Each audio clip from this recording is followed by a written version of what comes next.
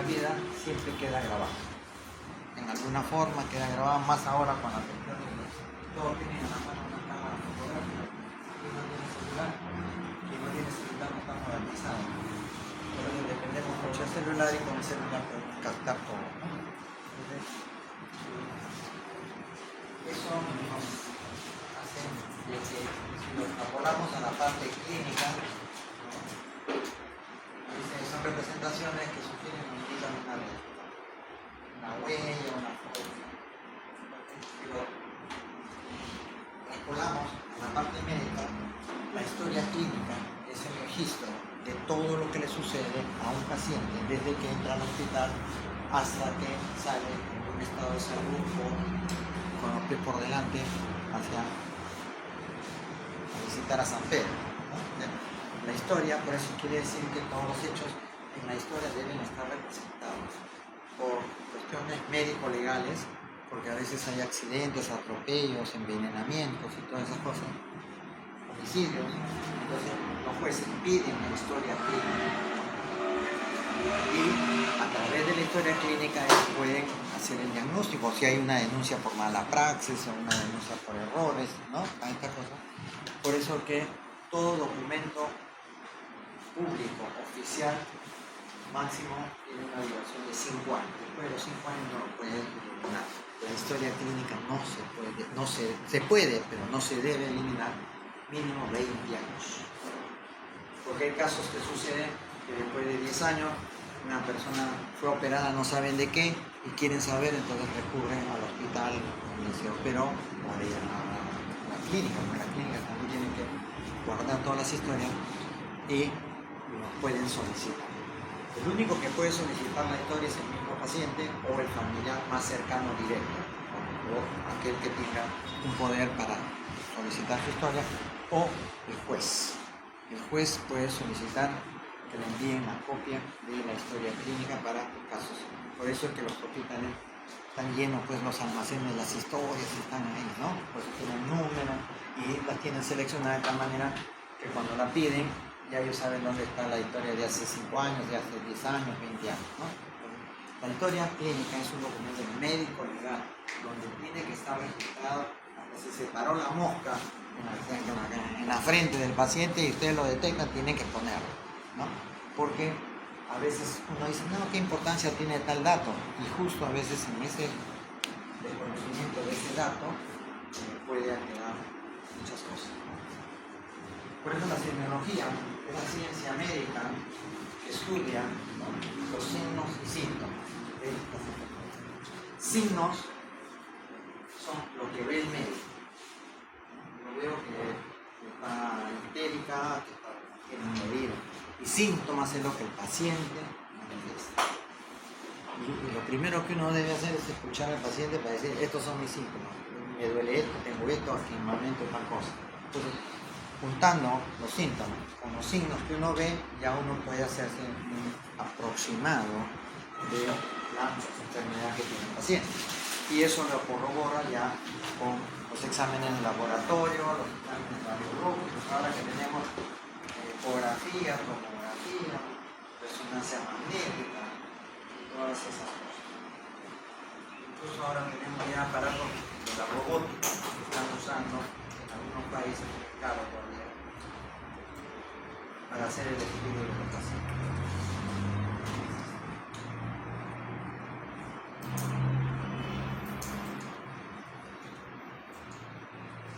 Ahí están, síntomas son las molestias que presenta el paciente, son algo subjetivo, ¿no? El paciente dice, tengo náusea, pero uno no ve en ese momento si está vomitando o no, salvo que llegue al hospital vomitando, con fiebre, que sí pueden ser personas, ¿no? Pero uno tiene que confiar en lo que dice el paciente, porque hay pacientes también eso de tipo psiquiátrico que empiezan a hablar de alguna sintomatología, incluso hacen algunas reacciones corporales, ¿no?, como si tuviesen la sintomatología y que a veces trastornan el diagnóstico.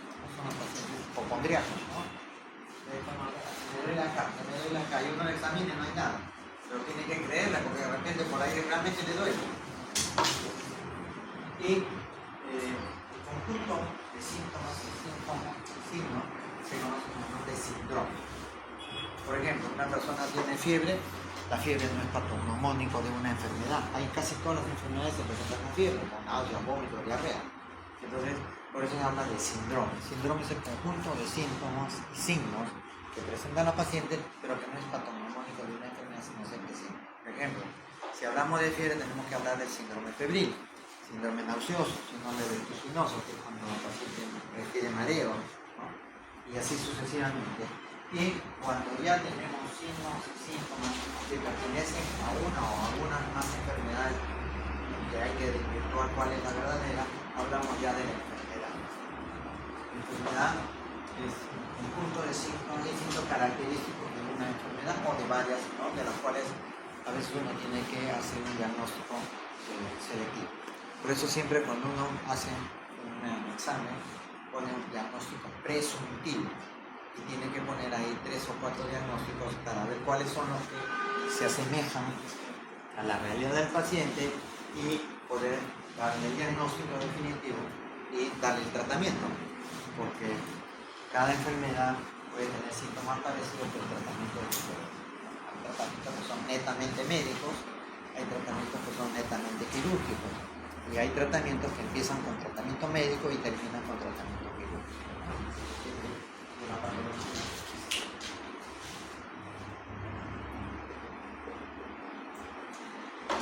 ¿Cómo debe ser la relación médico-paciente? Primero, el paciente siempre quiere ser escuchado, ¿no? Para que vean qué cosa es lo que quiere. Porque el paciente, ¿para qué va a una atención médica en un hospital? Para que le sanen algo, ¿no? Entonces la relación tiene que ser cordial, tanto de parte del paciente, porque a veces hay pacientes que son malcriados, altaneros, prepotentes, ¿no? De todo encontramos. Entonces el médico tiene que tener mucho cuidado en manejar ese tipo de pacientes, porque muchas veces son psiquiátricos y los psiquiátricos hasta te atacan. Aunque ahora salió una ley que todo aquel que ataque al personal de salud va preso y tiene pena de casa.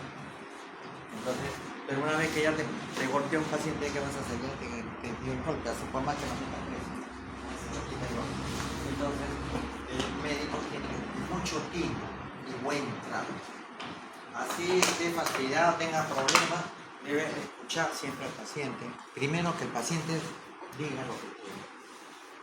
Porque ¿cómo vamos a saber qué es lo que tiene el paciente? Porque no lo escuchamos. Y tiene que ser un lugar adecuado para escucharlo al paciente. ¿No? Por eso son los consultorios, aunque sean chiquitos, porque a nadie le gustaría contarle los problemas muy íntimos muchas veces en el pasadizo del hospital, en el pasadizo del ambiente, ¿no? Porque ahí te oculta el paciente, por lo más, problemas más, entre comillas, vergonzosos, no te los cuentan, y ahí de repente está el foco del enfermo. Entonces el paciente siempre tiene que estar en un ambiente privado, ¿no? Y por eso es que las historias son también privadas. Nadie puede pedir una historia porque se me antojó, quiero ver la historia del fulano de tal. Salvo porque sea médico y trabaje en ese hospital y que tenga que verlo. Pero nadie puede venir de la calle y decir quiero que me den la historia o que me muestren la historia de fulano de tal. ¿Quién es usted?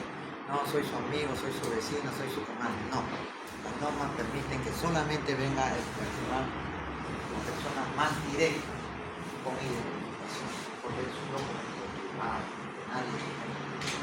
Salvo que el juez no pida por razones netamente judiciales, después sí puede pedir, ¿no? Ahora, la policía también a veces pide la copia. La policía generalmente pide cuando es accidentes de tránsito, intento de homicidio, ¿no? Todas esas cosas. Pero la fiscalía sí tiene que pedir cualquier manera. Y el único que puede autorizar la salida de su historia es el paciente. O si él delega a otra persona, yo autorizo por carta notarial, que le pueden dar incluso hasta para dar los datos. Los familiares, no se le puede dar a todos los familiares, venga, soy primo, hermano, quiero saber cómo está, no soy la comadre, no sé cuánto, no. Nadie puede dar los datos. Porque han habido casos de que a veces hay 2, 3 canales, ¿no? Entonces vienen y todas quieren saber el informe o todos quieren saber el informe y a ninguno se le puede dar quién es el verdadero, ¿no? Entonces tienen que... Porque hay pacientes que dicen no le den informes a fulano, fulano, tenemos que respetar. sea la esposa, el papá, el hijo, porque es un documento oficial. Entonces hay que manejar también el tiempo. Y mucho tiempo, o poco tiempo. Porque ocurre mucho, y ustedes habrán escuchado, que voy al seguro social y no me dejan ni hablar y me dicen, ya sí, tome esto, siga tomando. ¿No? Porque ahí tienen, me dan 15 minutos con atención de pacientes.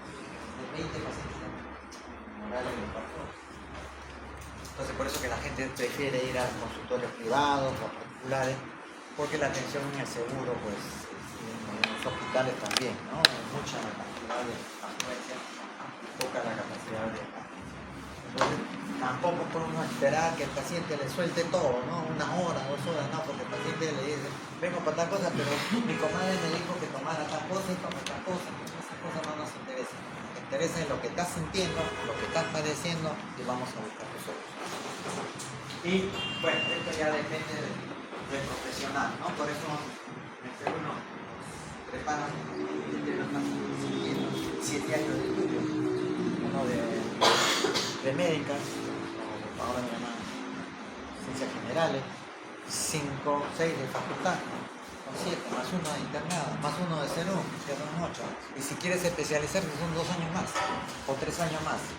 En neurocirugía son 4 años el que quiere sacar la especialización en neurocirugía. Imagínate, son como 10, 12 años, entonces ya tienes una preparación. Porque en la medicina peruana pasamos por todas las especialidades. Porque ahora estamos pasando por todos los cursos. Nosotros, todo médico acá en Perú sale como médico cirujano. Hemos pasado por todas las especialidades, el que quiere elige pues una especialidad. En otros países, en Europa, en Estados Unidos, son súper especialistas entre comillas. Llevan más que 4 o 5 años de estudio y se dedican exclusivamente a la especialidad que ellos quieren. Y ellos no pueden tocar pacientes que no sean de su especialidad. Está penado. En Estados Unidos soy profesional. Por ejemplo, un otorrino quiere atender a algo del abdomen, esas cosas, quiere atender algo neurológico, está prohibido. Si lo hace, está penado. Y 2 cosas, lo denuncia la justicia o lo denuncia el paciente. ¿No? Como me ha atendido un doctor que no es su especialidad y las demandas judiciales son millonarias, ¿no? Los juicios son de $1 millón, $2 millones.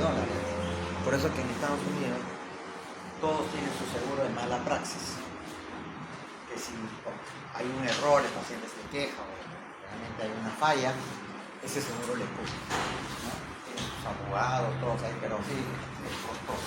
No han querido implantar acá, pero no prosperó la idea. Es bastante caro, más que un seguro privado que no puede tener. Esos son los problemas médico-legales. Y ahora los pacientes tienen la costumbre de venir autodiagnosticados. ¿Por qué? Porque tengo esto, que agarran su Google, leen, ¿no? ¿Qué tal? Doctor, tengo tal cosa. No, vengo por él. Quiero que de frente me haga una tomografía, que me haga una resonancia. Pero si todavía no le hemos sacado, primero se empieza con los exámenes. No, doctor, usted tiene que hacerme una vez. No, porque ya leen todo Google, pues. Si ustedes quieren tener un conocimiento, en mi época teníamos que ir a la biblioteca, sacar el libro estaba ocupado, no había ediciones modernas, eran antiguas, algunas en inglés. Ahora no, en 2 minutos tienen ustedes en el Google y si emplean la inteligencia artificial, pues lo tienen todo. Hasta pueden hacer ustedes la inteligencia artificial, yo lo he comprobado, lo he hecho para probar porque me dijeron, oye, ¿por qué estás haciendo así tan difícil y por tanto que te matas haciendo? Prende a la inteligencia artificial, aprendí, te digo, quiero una prueba de tantas preguntas con de tales temas, te sacan 10, 20 preguntas, imagínate. Entonces los familiares, las personas entran a Google y sacan información ahí cuando vienen autodiagnosticados. Entonces, esa es la pelea, algunos colegas no tienen el ingenio suficiente y a veces se amargan, lo largan y todas esas cosas, ¿no? Por eso que hay que saber escuchar, hay que saber dirigirse y siempre... ¿Podría poner en pantalla completa, por favor? Todo debe estar registrado en la ficha sobre.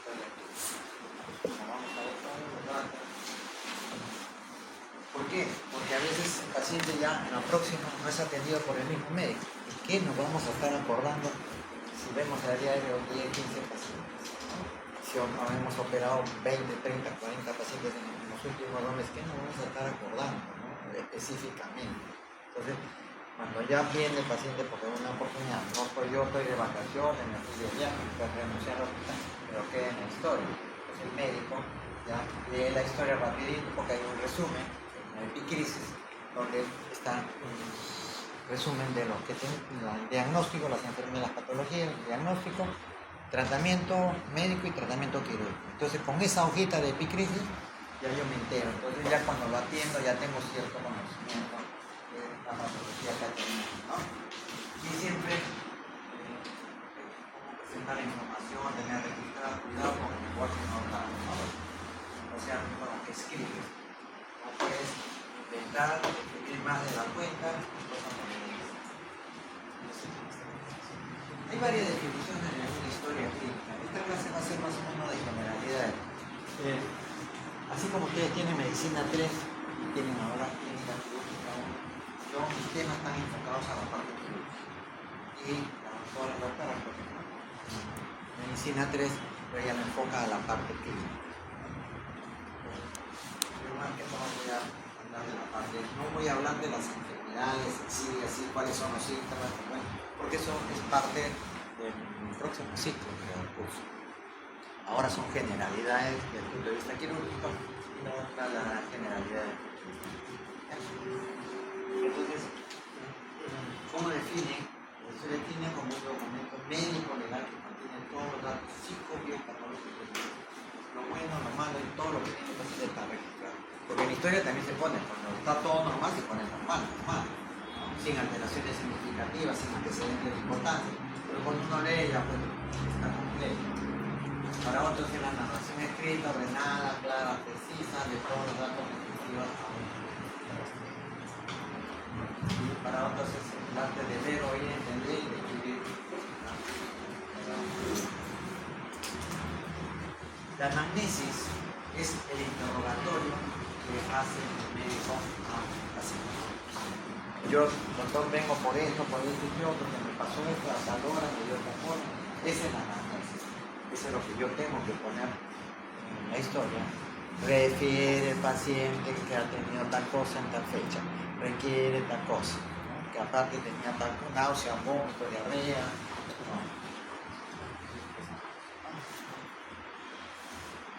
Dicen los expertos que una hora de un buen diagnóstico, un buen interrogatorio, equivale a 10 horas de exploración. Porque tú estás explorando, pero a veces estás en la nebulosa, porque no sabes, que no te dice el paciente. Entonces el paciente te dice, tengo dolores de este tipo de dolor. El dolor puede ser tipo cólico, puede ser tipo punzante, tipo ardiente, opresivo. Hay tantos tipos de dolores que uno ya con experiencia y los estudios ya más o menos va relacionando. Pero que el paciente le diga, tengo dolor en el abdomen, pero ¿cuántos tipos de dolores hay? Y cada dolor es específico de una determinada patología.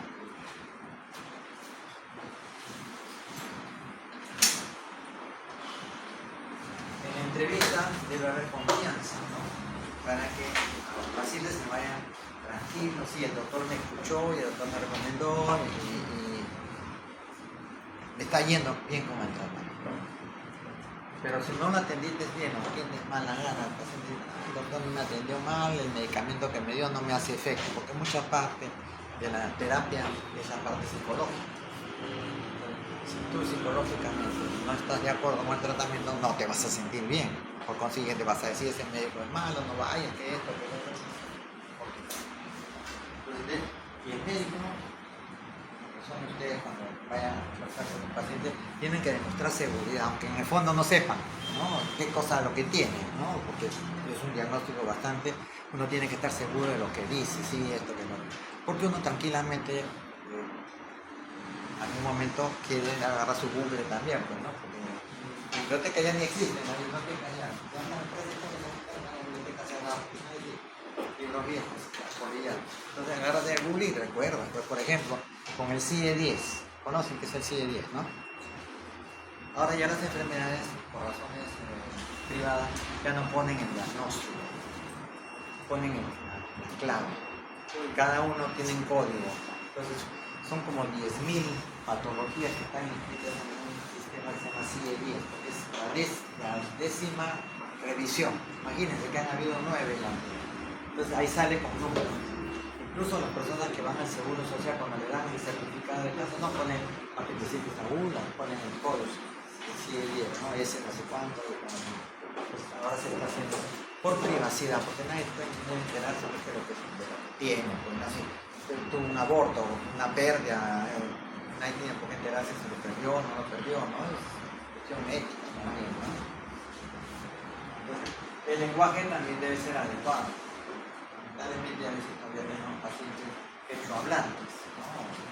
Por eso hace años quisieron implantar el quechua como también idioma, así como el inglés, que es casi obligatorio para todo, poder poner el quechua, ¿no? Porque cuando van a hacer el serum se encuentran, porque muchos pacientes hablan quechua, incluso a veces pacientes que vienen acá hablan quechua, entonces tienen que tener un traductor que es familiar o alguien del grupo que, ¿no? La técnica de repente la enfermera o el otro colega. Y la entrevista debe ser directa o indirecta. Directa cuando el paciente está consciente, ¿no? Cuando el paciente te dice, sí doctor, tengo esto, y estás consciente. Aunque si está medio trastornado tampoco podemos confiar. Y la indirecta es cuando el paciente está con pérdida de la conciencia, no puede dar buen dato, no se acuerda, entonces el familiar es el que tiene que dar. Y en los niños siempre la información es indirecta. Porque el niñito, ¿qué le pregunta? ¿Qué tiene? Me lee, le dice, me lee acá, ¿no? Entonces tienes que preguntar a la mamá, al papá o a la nana, ¿no? Porque muchos papás están trabajando, los dos, y la nana o la abuelita, aquí es una que los petos, ellos sí te pueden decir, apareció así, se cayó, no se cayó, comió tal cosa, no sé nada.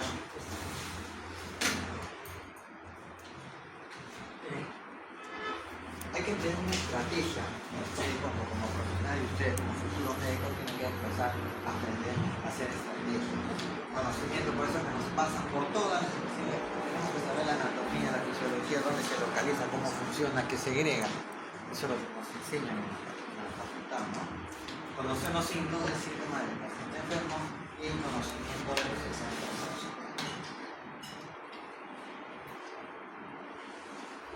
Hay varios tipos de historia clínica, ¿no? Depende de las circunstancias. Si es de emergencia tiene que ser una historia corta, generalmente son un par de ojos. Ustedes que están yendo ya a las prácticas de los hospitales, pues eso, ya pasa por emergencia, tienen que la historia, a veces filosofía, lo principal, refiere al paciente, trata todo. Y para no llenar la ataque se ponen sin antecedentes de importancia, quiere decir que no hay un antecedente de enfermedades, ¿no? Ya en una sola palabra lo resume. El consultorio externo también es un poquito más completa la historia, porque te da tiempo a preguntar al paciente, llenar los datos, ¿no? Aunque ahora ya se está usando las historias clínicas digitales en algunos hospitales. Es un sistema costoso, por eso que no lo han empleado, ahora ya las están empleando, donde el médico se sienta, está preguntando y va escribiendo. Incluso en algunos hospitales están transcribiendo las historias antiguas de hace 15, 20 años, las están transcribiendo, contratan un personal de cómputo para que las transcriba. Entonces cuando ya quieren las historias salen digitalizadas. O sea, el contenido es el mismo, pero ya en forma inclusiva. No sé qué harán, examinarán, no sé. Y las de hospitalización sí son historias más completas. Ahí tienes que poner lo mínimo que tú encuentres. Son más completas, por eso que ustedes ven en los hospitales. A veces hay pacientes que están muchos días, 15, 20 días, y son unas historias así que parecen locas. Y los que tienen menos tiempo tienen historias más cortas, pero tienen que saber.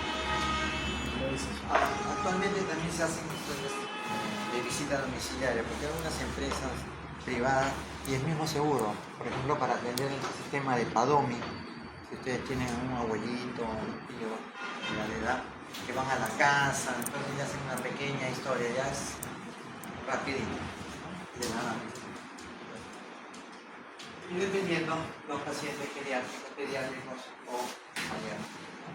Los paliativos son los que llaman a la ambulancia, vienen y lo atienden y le dan los otros. En la ficha de identificación tiene que haber todos estos datos. Algunos parejas que no tienen importancia, pero todos tienen importancia. El nombre principalmente para la identificación. En todos los hospitales tienen un número de inscripción. Ahora actualmente están haciendo, para mejor identificación, poner el DNI como número de historia. En algunos sitios ya el número de historia en carretiles en la clínica Holanda está con DNI. En el seguro también creo que están queriendo hacer eso. La edad es fundamental porque hay enfermedades propias de la niñez, enfermedades del adulto o del adulto mayor.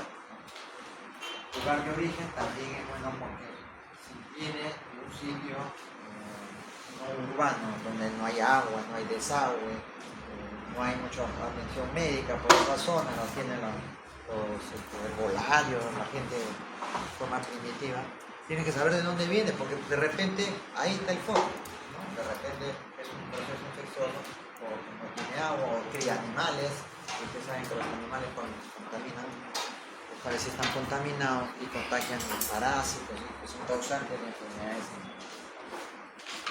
El grado de instrucción pues, también tiene importancia porque de acuerdo a eso el paciente le va a manifestar mejor las cosas, ¿no? Un paciente que no habla, no sabe ni leer ni escribir, y habla quechua, no te va a dar los datos.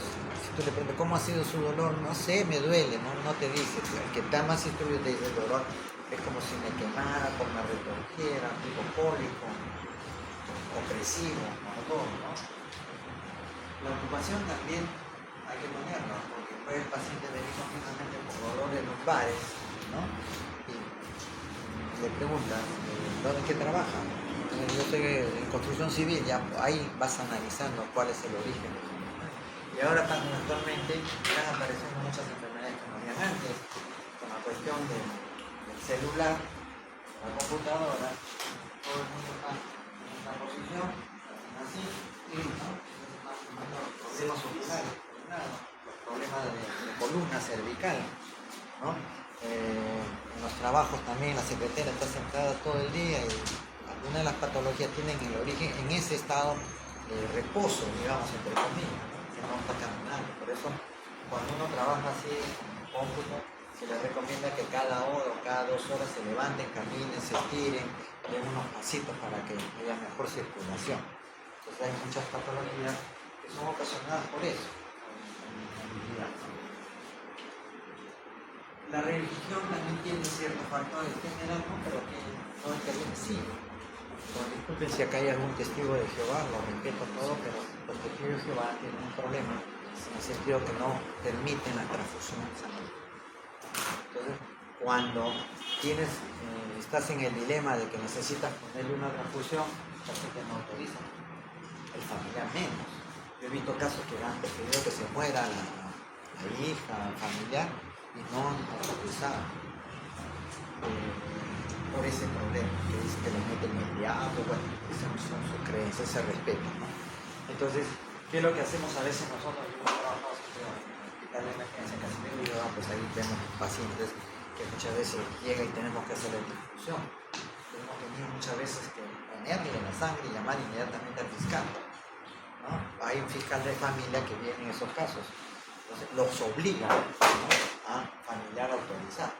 Aunque ellos a la final no quieren firmar, porque ahora para todo tienen que firmar el consentimiento informado. Hasta para poner una inyección, la ley dice que tiene que haber un consentimiento informado, ¿no? Entonces, he tenido casos una vez que estaba de guardia y necesitábamos incluso entrar a operar y ponerle sangre. El familiar no quería que lo operen y menos que le pongan sangre. Tuvimos que llamar al fiscal, ¿no? Y el fiscal me dijo, doctor, aplique usted la ciencia. ¿Cuál es la solución de su problema? Tengo que operar y ponerle sangre. Hágaselo, opérelo y póngale sangre. Pero testigo de Jehová, no interesa testigo de Jehová, no interesa que sea de otra religión. Aquí lo que interesa es que si usted no le pone sangre y no lo opera, se muere. Y a usted lo van a acusar de negligencia. Eso de los juicios por estas cosas, eso por ahí queda, porque tú has aplicado la ciencia. Es lo fundamental para salvar la vida. Eso tiene que tener eso. Por ejemplo, el judío o descendientes judíos es obligatorio en los niños la circuncisión. El niño ni bien nace, le hacen la circuncisión por razones de creencias de ellos. Y en todos los hijos de judíos, inmediatamente que nacen o a los 2 o 3 días le hacen la circuncisión. El corte de la fimosis y la nivel penal, ¿no? Bueno, el Estado civil también tiene importancia, pero bueno, los matrimonios se han reducido al máximo, ¿no? Bueno, están aplicando lo que hacían las antiguas culturas peruanas, ¿no? El famoso Servinacuy. Todavía en el Sierra todavía existe el Servinacuy. Servinacuy era un sistema de que tú vivías con la pareja, tenían hijos y si te convenía, te casabas después, ¿no? Bueno, ahora estamos, la modernidad está en esa. Muchos no quieren casarse, hay que convivir. También debe estar en la historia los antecedentes, ¿no? Los familiares, papá, mamá, tío, abuelo, han tenido alguna enfermedad que puede ser hereditaria, por ejemplo, los diabéticos, ¿no? La diabetes también no está considerada enfermedad hereditaria, pero sí hay una cierta predisposición de los descendientes. Por eso que cuando hay un paciente diabético tiene que preguntarle mamá, papá, abuelos, paternos, maternos, los más allegados en primer grado. Algunos diabetes lo tienen que poner en historia, abuelo paterno, abuela materna, hermano, tío. Y también hay que poner lo que no son patológicos. Ha tenido fiebre mata, hepatitis, COVID, no ha tenido, pero hay que ponerlo en la historia. Porque una cosa que no lo pones, no lo puedes discutir. Los personales son cómo naciste, cómo caminaste con poco tiempo, y eso lo da la mamá o el familiar, o a veces uno sabe pues, cómo ha sido su infancia, ¿no? Y también los datos patológicos, de qué enfermedad has tenido. No importa que la hayas tenido desde chico y ya tienes 50 años o tienes 80 años, tienes que preguntar siempre al paciente. ¿Has tenido esto? ¿Has sido operado alguna vez? A veces el paciente dice, sí, me han operado. ¿Y de qué te operaron? No me acuerdo. No sé. No me dijeron que te han operado. Depende del nivel cultural, ¿no? Las personas que cultural son los que no sé de qué me han operado. Y como antes pues no había tanto como ahora que tienes que conversar con el paciente y decirle te voy a operar esto te va a pasar, esto no te va a pasar, porque la ley me obliga. Antes no, pues los pacientes veían al médico y pensaban que era Dios, veían mandil blanco, ya pues le decían tienes que tomar esta pastilla, tienes que hacer esto, antes, y lo hacían. Pero ahora no, pues ahora con esto de consentimiento tiene que explicar. Doctor, ¿y qué me va a pasar? No siempre decía, no, te vamos a operar y te vas a quedar bien. Ahora tienes que escribirlo con firma y sello y ponerlo en la historia. Por eso que a veces las historias son hasta por poner un inyectable en la ley que obliga a tener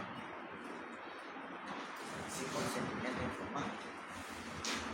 En otros países, en Estados Unidos, tú no puedes poner una inyección intramuscular si es que no tienes licencia. Para poner inyección tienes que llevar unos cursos y tener licencia y actualizar tu licencia cada cierto tiempo. Pues allá tú no encuentras letreritos, se pone inyecciones, se pone suero, aunque ya no se pone, ya mucha gente ya no, antes había facilidad para ponerse inyecciones en las casas que ponían sus letreritos, ahora ya la gente ya también ya entró en eso, ya no encuentras a veces ni en las farmacias, antes te ponían las inyecciones, ahora ya no quieren. Y tienes que ir a un centro. Si vas a una clínica te cobran con receta, si no tienes receta tampoco. La cosa. Y en el caso de la mujer, tiene que también juzgar en los datos cuántas gestaciones, si ha tenido pérdidas, cuántos partos, qué tipo de partos, si ha sido cesárea, parto normal, porque algunas de esas cosas influyen en la patología de la mujer o en la patología del niño.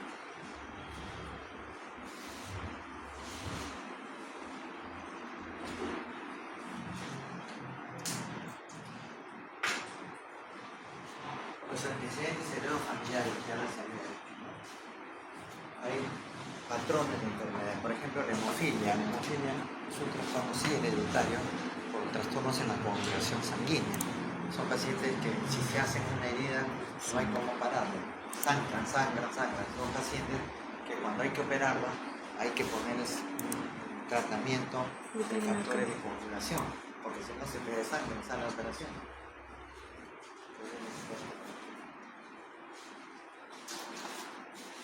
Y hay enfermedades que se heredan por la rama femenina y enfermedades que se heredan por la rama masculina. Entonces todo eso debe estar en la historia. Antecedentes personales, ¿no? El tipo de vivienda, todo eso influye, porque si tú vives en una casa que no tiene agua ni desagüe, ya las enfermedades van a estar más frecuentemente, y el tipo de enfermedades infecciosas generalmente. Ocurre con todos los asentamientos humanos que están alrededor de Lima. No tienen ni agua y viven en los cerros. Hay mucha gente que sufre de toda esa patología infecciosa, porque no hay buen servicio de agua, no hay excreta, no pasa basura, todas esas cosas. También tienen que ver los deportes, porque si tienen problemas musculares tienen que determinar por qué. Un paciente que sufre de la rodilla, hay que ver antecedentes si es que ha sido basquetbolista, futbolista, voleibolista o gimnasta, ¿no? Porque ahí puede estar el origen. Y también si tiene toda la rama de vacunas. Incluso para viajar te piden una serie de certificados de vacunación. Para salir al extranjero, en algunos países te piden la fiebre amarilla, y muchos se vacunan cuando la fiebre amarilla porque tienen que viajar, no porque ellos sean, no porque en Lima no te da fiebre amarilla, generalmente fiebre amarilla es en la selva, pero en algunos países que existe. Incluso cuando pasó el COVID, nadie te recibía en el aeropuerto si no tenían la vacuna de COVID, la vacunación completa todavía, ¿no? Si no te la ponían ahí, te obligaban. El tipo mucha gente, muchas de las patologías son originadas por el tabaco. No solamente los pulmones, sino otras partes del cuerpo, también por la nicotina. Y mentira es eso de que ahora estoy comprando esos bumpers, creo que son cigarros electrónicos. Ha salido un trabajo hace poco diciendo que es peor que fumar cigarros. Lo sacaron porque dijeron que con eso ya podía fumar libremente y no es mentira. Dice que más han detectado mayor caso de cáncer por eso que toman. Porque en el fumador hay dos cosas, el pasivo y el activo. El pasivo es aquel que fuma, que golpea, ¿no? Y el pasivo es el que está alrededor. Por eso que prohibieron que en los establecimientos públicos donde hay más de 4 o 5 personas no se fume. Hay una ley que te dice que no puedes fumar en lugares públicos, en las universidades, en sitios donde hay aglomeración, está prohibido fumar. Porque son fumadores pasivos, que a veces son sensibles y desarrollan cáncer sin haber fumado. Lo mismo el uso de droga, tanta marihuana, todas esas cosas, con todo eso, cortes celestiales. Y la alimentación también, porque hay enfermedades que son propios de los vegetarianos, porque hay gente que es vegetariana haciendo los venecos, a los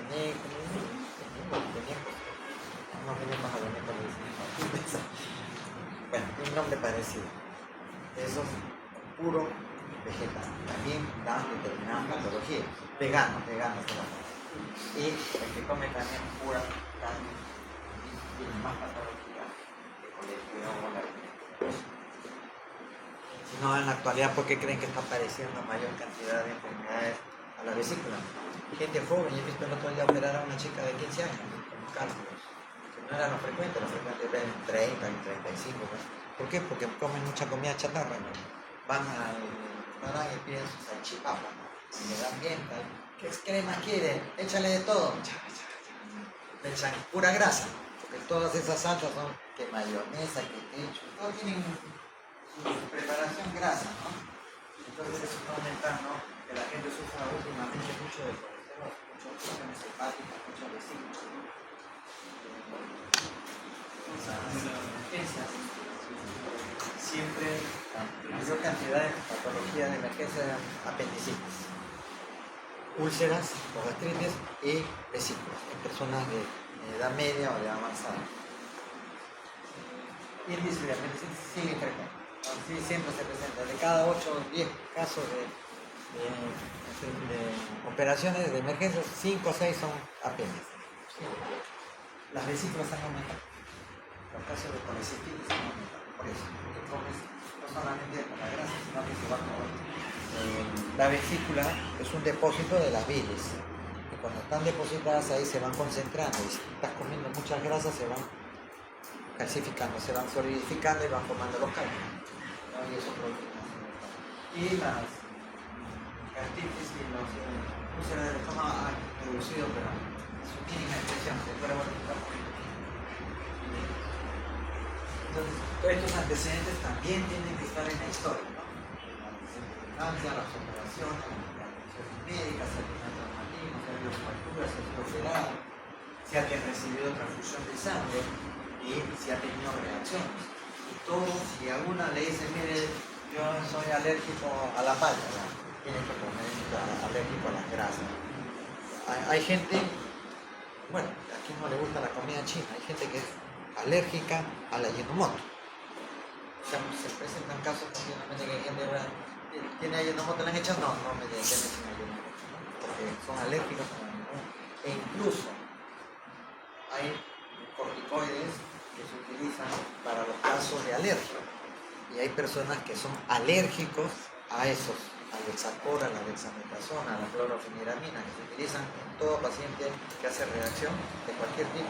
Hay casos en que no se sabe qué es agua bendita, porque no le puedes poner lo que utilizas para los casos de emergencia, ¿no? Están saliendo unos productos nuevos, pero eso ya es una investigación.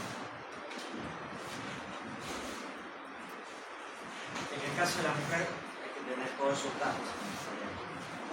La menarca es cuando empezó su regla, en el caso ya de la mujer por encima de 45, cuando es ya el retiro de la regla, ¿no? Como se llama en todo paciente, siempre por precaución, siempre hay que pedirle fecha de la última regla, porque han habido casos de que pacientes dejan de menstruar 2, 3, 4 meses y bueno, no saben si están embarazadas o no, y resulta que cuando van al hospital vas a operarla y sale que está embarazada, ¿no? Entonces si es una emergencia tienes que operarla contra viento y marea, pero tienes el riesgo de que pueda perder la criatura o pueda tener algún defecto de la criatura, ¿no? Hay casos de que la mujer dice que no da buen dato de su última regla, entonces le mandas a hacer una radiografía y de repente está embarazada de 1 mes, 2 meses, ya lo quemaste al niño, porque la radiación de la radiografía va a producir alteraciones, ¿no? Toda madre que está gestando durante los 3 primeros meses debe cuidarse de radiografía, de medicamentos, porque pueden tener problemas cuando el niño nazca, ¿no? Son las enfermedades congénitas. Eso hay que estar. Y cuando uno tiene duda, de frente manda a hacer dosaje de gonadotrópico. Doctor, pero no tengo pareja hace tiempo. Mandas a hacer la gonadotrópica y de burrón sale positivo. ¿Y dónde fue el Espíritu Santo? Han habido casos, y eso le contaba yo cuando estaba haciendo la residencia en Loaiza. Yo sí estaba haciendo la residencia. No, estaba de alumno todavía en ese tiempo. Y estábamos con el profesor examinando a una paciente que le dice, doctor, tengo cólicos, esas cosas. Y el doctor le pregunta, nunca me oiga, hijita, ¿has tenido relaciones? No, soy virgen. No has tenido. Entonces el profesor se cayó bien cuando ven así con varones, amputados, de repente tiene una deformación así, no dio toda una cara. Cuando al rato le vino el cólico nuevamente y estaba encajando ya la criatura. Y era hijo de un mayor de la policía que le quiso pegar al médico por decirle que su hija estaba embarazada. Le quiso pegar. No, usted puede dudar de la paternidad de mi hija, si ya no es niña, ¿cómo va a ser que la chica tenía 17, 18 años y estaba dando ya por dar a luz? Papá después no sabía dónde meterse, ¿no? Entonces siempre, nosotros en cirugía, siempre pedimos la última regla y si hay duda, dosaje de gonadotrópico. Que no cuesta ni tiempo porque te lo sacan la sangre y automáticamente. Y ahí si la operación se puede posponer, se pospone. Si no, se le advierte, te voy a operar pero tú estás embarazada, hay riesgo de tales cosas. No tienes que advertir.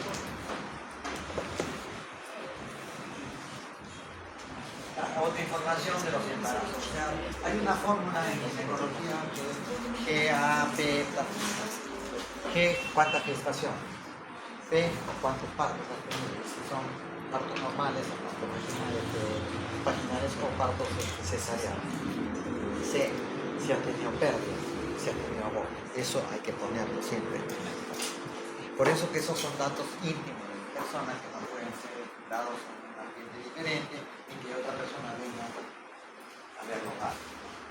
Y si por momentos anticonceptivos también tienen que advertir, ¿no? Porque anticonceptivos que son mensuales o Trimestrales. ahora ponen una Implante. intradérmica, hay unos parches. Hay unos parches externos y hay otros que ponen debajo de la piel y durante los 6 meses creo que se duermen para y van descargando. Entonces uno tiene que ver todas esas cosas.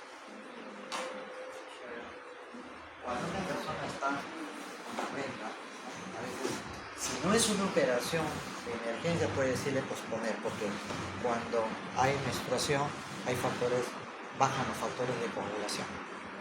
Entonces, si tú vas a operar y puedes sangrar a la paciente, puede tener trastorno, no siempre, a veces es un riesgo, pero a veces prefieren algunos colegas, no, mejor termina tu regla y te operamos, ¿no? Cuando no es emergencia. Y en caso ya de mujer ya de mayor edad, que tiene ya vida sexual, siempre se recomienda, así sea joven, hacer un frotis vaginal, el famoso Papa Nicolau. Porque el Papa Nicolau se puede determinar que hay un inicio de un problema de cáncer al cuello uterino que puede ser tratado. Si lo vas a tratar cuando ya se está avanzado, ya pues, las posibilidades de curación son muchas. Incluso ahora a las niñas de 12, 13 años la vacunan contra el VIH, ¿no? Que es contra el papiloma humano. A los 12, 13 años ya le están poniendo dentro del esquema de la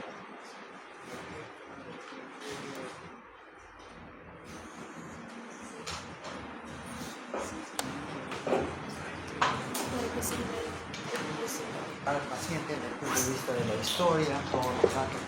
Eso no nos toma mucho tiempo. Cuando uno ya tiene práctica, ya pues ya lo va a preguntar las cosas más o menos. Ahora viene ya lo que el paciente le dice, el padecimiento actual, ¿no? Esta es la parte más fundamental, lo más importante, porque hay pacientes que van a decir, esto es lo que tengo. Y de ahí puedes tú hacer el diagnóstico. El padecimiento tiene que poner, refiere la paciente, refiere la mamá del paciente o refiere el familiar del paciente. Y ahí poner todo lo que es referente a la enfermedad en sí. Desde cuándo empezó las molestias, qué molestias tuvo, qué le pasó, se desmayó, no se desmayó, recibió tratamiento empírico, ¿no? En casa o en la farmacia, que fue a comprar su medicina, o que recibió tratamiento adecuado. Todo eso tiene que figurar dónde están todos los síntomas y signos y cómo va evolucionando la enfermedad. Por eso en la hoja hay una hoja de evolución clínica, una hoja de evolución de enfermería. Cuando los pacientes están internados, ¿no? La enfermera también tiene que poner sus datos ahí, ¿no? Hacer su balance hídrico, sus funciones vitales, informar si el paciente duerme bien, se quitó la venda, se quitó la conexión de la hidratación, ¿no? Y tiene que controlar la orina. Entonces, las historias dan la parte, ¿no? Dan la función vital. Bueno, el examen físico o exploración física tiene 4 etapas: inspección, auscultación, percusión y palpación. Esto es para todo. Para todo, seguir esa. En algunos los datos nos pueden servir más determinados, ¿no? De la inspección. Yo desde que el paciente entra al consultorio, el paciente que está entrando en emergencia, ya me puedo hacer una idea qué cosa más o menos tiene, ¿no? Si el paciente llega desconectado, o sea, inconsciente, de frente tiene que entrar al famoso trauma shock.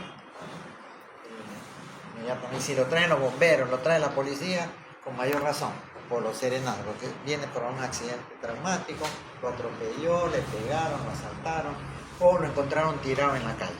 Entonces, esos son los pacientes que llegan a las emergencias. Los pacientes con dificultad respiratoria, pacientes asmáticos, que llegan crisis, ¿no? Entonces, son pacientes que de ahí ya yo estoy viendo que más o menos mi cabeza está ya empezando a funcionar todas las neuronas, ¿no? Y esto también. Que yo veo puede ser una persona obesa, si una persona escuálida, toda flaca, toda desnutrida, si está pálida, ¿no? Está así toda decaída, camina, entonces ya yo me puedo dar cuenta más o menos desde que entra a la memoria. Y también si está deshidratado, hidratado, superhidratado, todas esas cosas. O si no, si está en pleno vuelo, ¿no? Si está consumido de droga. A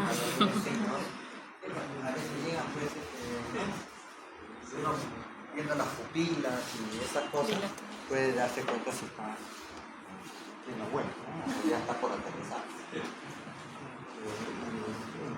Sí, pues así es. Incluso nosotros podemos detectar si es una paciente psiquiátrica, ¿no? Que está simulando. Hay un signo que parpadea, ¿no? Parpadea. Tú la ves y está parpadeando, ¿no? Entonces, bueno, eso ya lo hace la experiencia, ¿no? Si te puedes dar cuenta que esta paciente te está mintiendo, no es una paciente que te está fingiendo. Porque a veces hay una persona por una situación emocional se desmaya, ¿no? Entonces tú te das cuenta, ¿no? Ves las pupilas, ¿no? Es un reflejo, pero así que le parpadea, ¿no? Incluso yo pasé, cuando estaba todavía en la luna, había la asistencia pública del Grau, donde está ahora emergencias pediátricas, en la avenida Grau, en la Victoria, al costado del Hospital Obrero. Esa era la asistencia pública de Lima, ahí iban todos los accidentados. Y iban todos los pacientes que se desmayaban, y ahí las enfermeras ya sabían cuando más o menos se manejaban todo eso, y agarraban un poco de, decían el chulto, ¿no? Agarraban alcohol y se lo ponían en la boca. El paciente retiraba, se despertaba, ¿no? Eran casos similares. Ahí aprendí también esas cosas, ¿no? A veces te aprendes con experiencia, no sabes por todo. Claro, que a veces hay que tener cuidado porque puedes irritar más, ¿no? Pero tienes una inmediatamente lo sientes. Porque si produce náusea vómita se puede romper el famoso churro. Bueno, ya no lo... en algunos sitios también lo usan. Cuando alguien se desmaya no le ponen alcohol, igual pero le ponían bien empapado y se lo ponían en el... Si se despertaba era porque no era mucho.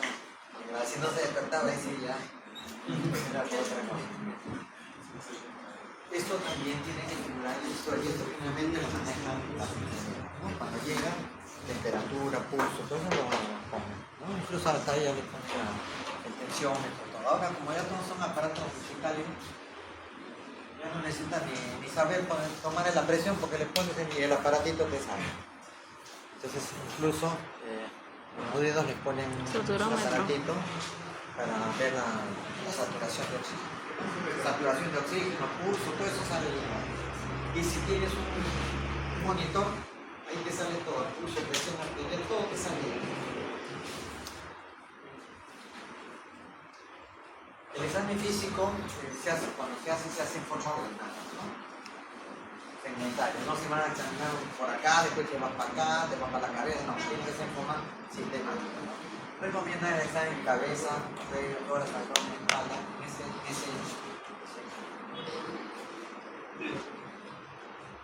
Esta es una historia de emergencia hospital. Son sencillas, 2 caras nomás tiene. Este es del seguro social.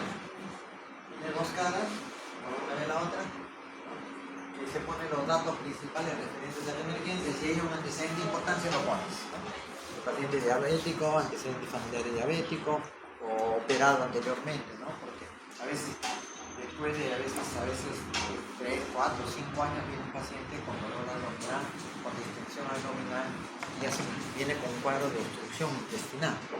Entonces generalmente esos casos se presentan como consecuencia de haber tenido una operación antes, ¿no?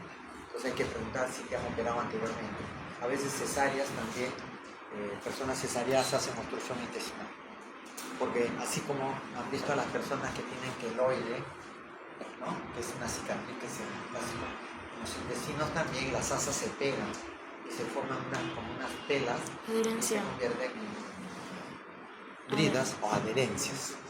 Adherencias cuando se pegan y bridas son cuando se forman unos conjuntos duros, fibrosos, y generalmente eso es cuando ya se manipuló. Cuadro de obstrucción intestinal generalmente puede presentarse a los 15 días como a los 10 años, 15 años, 20 años. Y hay casos que estas personas hacen 3, 4, 5 cuadros de obstrucción intestinal en su vida, ¿no? Y tienen 4 o 5 operaciones por lo mismo, hay que debilidad, sacar, en algunos casos hay que resecar intestinos cuando hay complicaciones. Esta es una historia de hospitalización, miren, ¿ven? ¿No? Es más compleja, tiene que estar ahí, tiene examen físico, tiene toda una serie de hojas que ustedes pueden ver con la mano.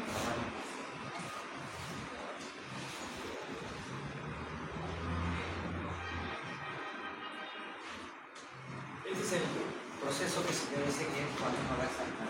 Primero la entrevista, después la historia clínica, uno se empapa de las cosas, hace la anamnesis y el examen físico. Y después ya, una vez que ya hizo la historia, pide los exámenes auxiliares. Pueden ser exámenes de laboratorio. Generalmente hay exámenes que se pide de rutina, ¿no? Que es el hemograma, donde está la numeración, fórmula, hemoglobina, hematocrito. Pero aparte tienen también examen de orina, o examen de colesterol, examen de triglicéridos, esas cosas ya dependiendo del caso, ¿no? Porque lo ideal en una emergencia es no pedir tantos análisis porque saturan la cantidad de pacientes que hay. Entonces el laboratorista que está de igual se llena, aunque ahora todos son aparatos que pueden procesar 10, 12 muestras simultáneas. Hay aparatos que centrifugan y después tienen los exámenes auxiliares, radiografía, tomografía, todas esas cosas. Llegas a un diagnóstico presuntivo y probablemente un diagnóstico definitivo. Más o menos lo que más o menos les he dicho. Ya más o menos lo que les he dicho, ¿no? De que uno, basado en sus conocimientos, tiene que ponerlo en diagnóstico. El examen físico identifica los signos de enfermedad, nos da la información a través de los dispositivos. Por eso tiene la inspección, auscultación, percusión, todas esas cosas. El examen físico determina la necesidad de exámenes auxiliares, los hacen.